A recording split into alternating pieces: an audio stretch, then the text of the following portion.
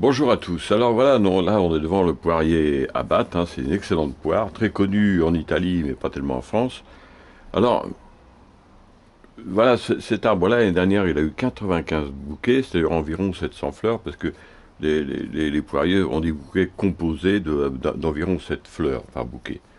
Hein, donc c'est quelque chose d'assez extraordinaire. L'objectif cette année, bien entendu, c'est de progresser. Alors on nous dit, effectivement, beaucoup de gens, surtout dans le monde de la bio, disent qu'il ne faut pas tailler.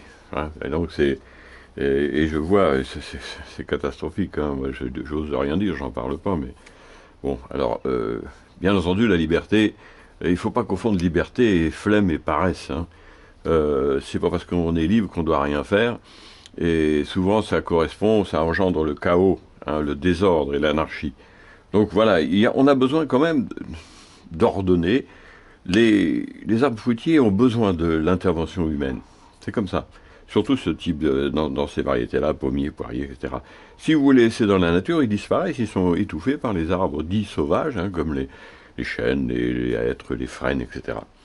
Donc, ils ont besoin de la protection de l'homme. Alors, que faut-il faire pour ce poirier? Vous voyez, il y a quasiment rien à faire pour ce poirier, car la taille d'été a été faite. Alors, il va y avoir un certain nombre de bourgeons. Alors, je vous les ferai voir plus particulièrement, mais là, il commence à grossir. Ça, on voit que c'est un bourgeon à fleurs. Hein. Voilà, tout ça, ce sont des bourgeons à fleurs.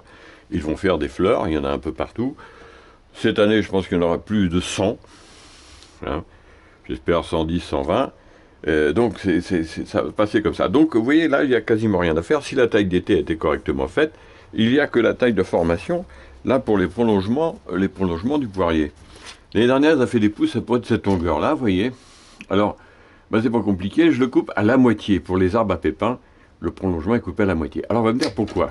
Eh bien, c'est simple. Vous voyez, là, il n'y a pas d'autres petits rameaux qui sont partis sur cette branche-là. Si vous laissez comme ça, cette année, en haut, il y aura plein de petits rameaux, et ces bourgeons-là, la plupart vont disparaître. C'est pour ça que, donc, il faut tailler. Qu'est-ce qui va se passer? Eh bien, la sève va se concentrer augmenter la pression sur tous les bourgeons-là qui vont nous donner des petits bourgeons à fruits l'année prochaine. Si vous faites de rien, ils vont mettre la pression sur le haut du rameau, hein, que j'ai coupé là, vous voyez. Tous ces petits bourgeons-là vont se développer, et en dessous, il en restera un ou deux. Si vous regardez les arbres que vous achetez dans les espaliers, très souvent, le bas de l'espalier, il n'y a pas de rameaux. Donc pas de fleurs, donc pas de fruits. Donc là, vous voyez, tous les rameaux, il y en a partout. Hein, regardez ça. Vous avez des petits rameaux tout le long de l'arbre. Si vous ne faites pas ça, il ne se passe rien. Alors je taille le deuxième côté. Alors vous savez, c'est une palmette verrier à 8 branches. Alors, vous savez, c'est pas la forme la plus rapide à faire, mais moi, je m'amuse. Hein. Alors l'année dernière, vous voyez, il a poussé tout ça.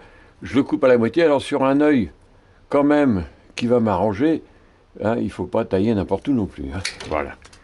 Alors qu'est-ce qui va se produire? Comme je vous le disais, la pression va augmenter, plein de petits rameaux vont se développer partout pour nourrir tous ces petits bourgeons-là qui disparaîtraient sinon. Et il va effectivement aller même beaucoup plus haut que ça. J'ai mis un toit, vous comprenez pourquoi, pour le gel, car le poirier dans nos régions a tendance à geler rapidement. Qu'est-ce qu'il y a en dessous? Il y a des figuiers que j'ai protégés cet hiver. Chez nous, on a eu jusqu'à -9 ici.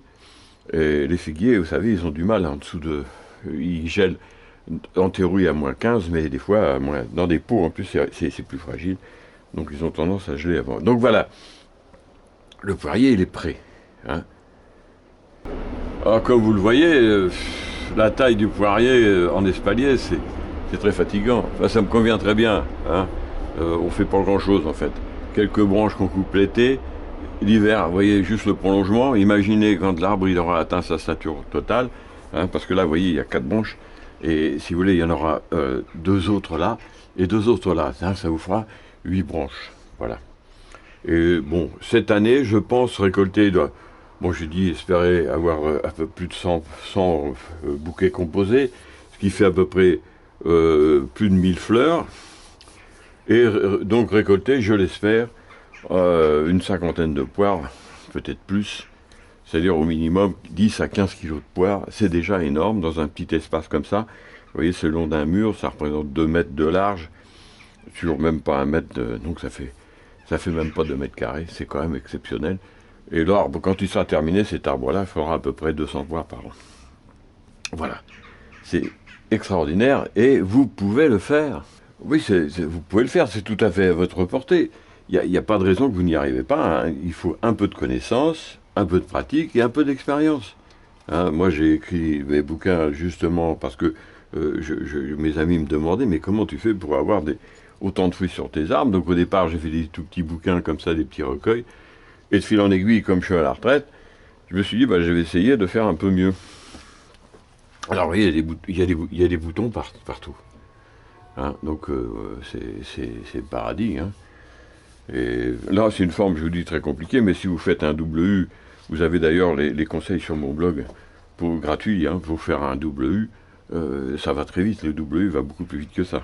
Là, parce que je l'ai planté en 2011, 2012, 2013, 2014, 2015, 2016, oui, ça fait 5 ans. Il y a longtemps que le double U, il sera à 100% de production. Mais j'ai fait ça pour m'amuser. Voilà. Cette forme-là, la poire à battre, elle est extra, extra, extra. Alors, si vous n'avez toujours pas planté d'arbre, ben, il faut vous jeter à l'eau. Et sinon, n'hésitez pas à planter d'arbres. Imaginez la tête de vos amis quand vous leur ramenez un cajot de poire. Puis alors, je vous dis, cette poire, c'est de l'excellence. Hein. La conférence est très bonne, mais la poire à battre, en Italie, elle a un succès considérable. J'ai mangé des abattes hein, que j'ai achetés dans le commerce. Elles sont cueillies. On mange encore actuellement. Au mois de là, on est en février 2017. Je ne sais plus combien on est aujourd'hui. Le 10, je crois. Le 10 février 2017. On en trouve encore sur les marchés. Mais bon, elles sont cueillies très vertes, elles sont pas très goûteuses. Hein. Mais quand là, vous les cueillez au mois de novembre et que vous mangez ça, c'est extra, extra, extra. Hein. En France, on ne connaît pas, mais je vous garantis que c'est vraiment une très très bonne variété. Voilà, ben moi je vous dis plantez des arbres. Hein. Plantez des arbres, tout de suite jetez-vous à l'eau, comme ça vous allez être coincé. Une fois que vous l'avez planté, vous êtes bien obligé de tailler. Voilà. Eh bien moi je vous dis à bientôt pour d'autres vidéos. Et surtout, surtout, surtout, planter des arbres. Parce que vous savez, hein, on ne sait pas vers quoi on va. Hein. On sait- dans un, si vous plantez une centaine d'arbres, vous avez entre les arbres, les fruits frais, les conserves, les fruits séchés, les confitures, etc., vous avez des desserts pour toute l'année. Hein. Pensez-y, parce que vous savez, je ne sais pas, quand on voit le monde, comment il s'affole, je ne sais pas ce que ça va donner, sincèrement. Voilà. Bon, j'ai attaché ça. Ça, ces petites attaches-là sont super. Hein. Ça, il faut essayer ça. Écoutez, moi, je vous dis à bientôt. Je suis content de refaire une petite vidéo. Début d'année 2017. On va vraiment se régaler, je pense, cette année. Allez, je vous dis au revoir, à bientôt.